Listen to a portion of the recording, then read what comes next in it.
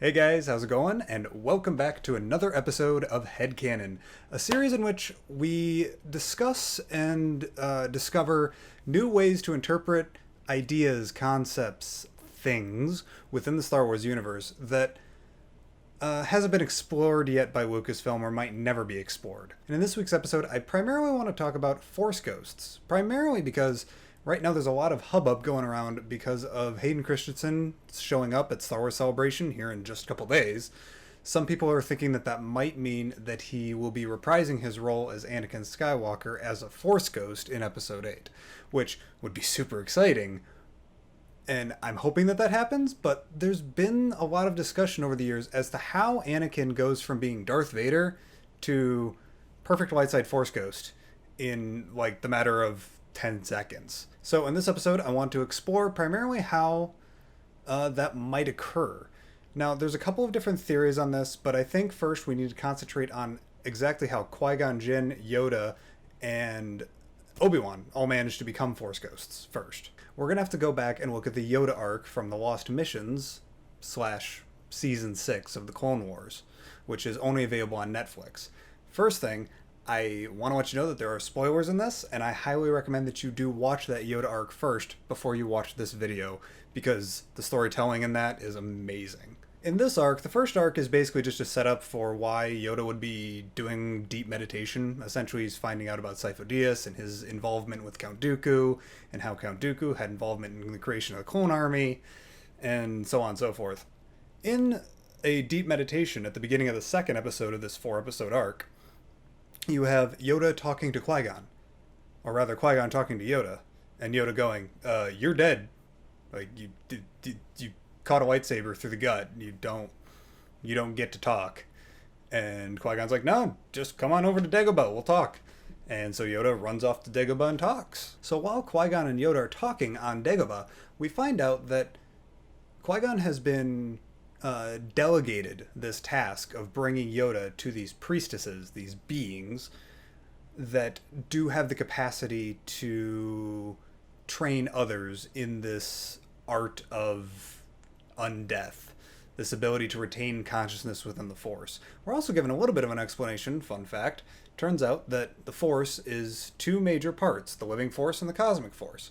The living Force is created by living things, and then it fills the cosmic Force. Qui-Gon can't manifest his physical form, primarily because, again, this is speculation, but that's what this whole series is. Qui-Gon he was swept away by the living Force into the cosmic Force. And because he's within this living Force, or he's within this pool of the cosmic Force, he has to fight desperately to get upstream in order to make communication possible with the living Force, i.e., living beings like Obi-Wan and Yoda and Anakin and everybody else in the Star Wars galaxy. But anyways, I digress. So Yoda ends up being told by Qui-Gon to go off to this other planet, or this other place of space, where he lands on a planet and that's full of force and life and floating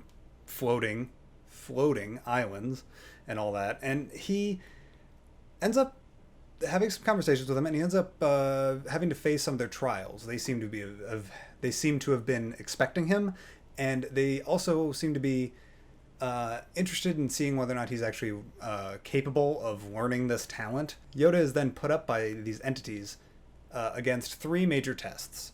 Number 1 being to defeat his own personal dark side, defeat his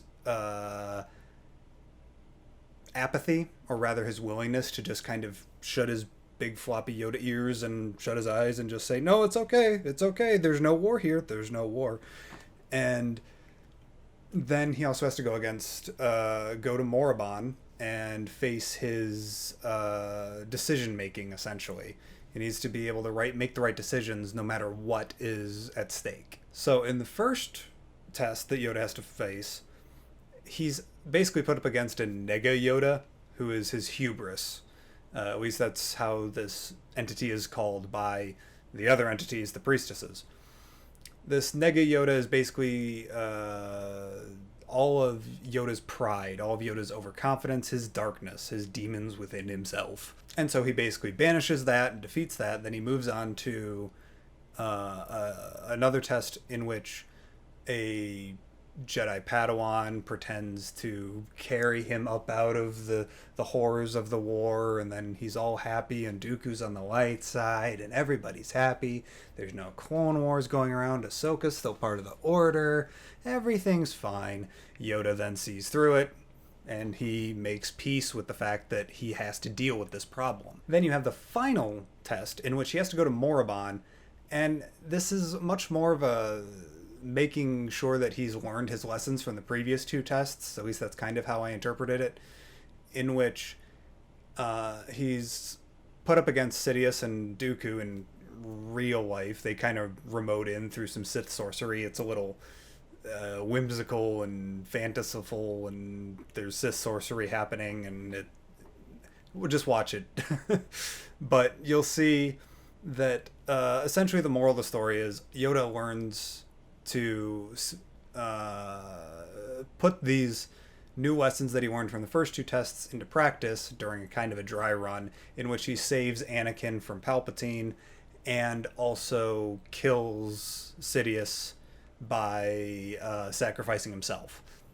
Cool. Pretty good stuff. So now we're going to actually discuss how Anakin managed to become a Force ghost.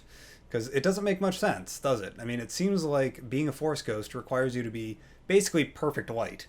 You know, on those KOTOR games or on Mass Effect where you got like perfect light or perfect paragon or whatever. It kind of feels like that's what you need to do. But that's not quite right. At least not judging from the conversations and things stated, especially by the instructors in this tale, the priestesses. Now, I do have a notepad up, so I'm sorry I won't be looking at the camera necessarily, but I do want to be able to refer exactly to their quotes. So you have 5 priestesses, and they each represent their own emotion. You have confusion, sadness, anger, joy, and serenity. Okay? They, multiple times throughout the episodes, talk about we are one and one is all. In addition to that, they also talk about, they're constantly pushing this idea of balance, this idea of being in complete control and comfort with yourself, not only with your successes and your light side, but also being in balance with your darkness, being in balance with who you are as a being, being okay with the mistakes that you've made, knowing that you messed up, you killed younglings, you did that, you did this. Now these priestesses, because of their masks and their emotions that they represent, and the fact that they're always talking about things like balance and cooperation and harmony and this, that, and the other thing, I'm willing to guess, and I'm willing to put forth the theory to you, that becoming a Force ghost doesn't necessarily require you to be perfect light, you know, like you have in the video games, or you got perfect dark, perfect light. It doesn't necessarily require you to be a virtuous, good person.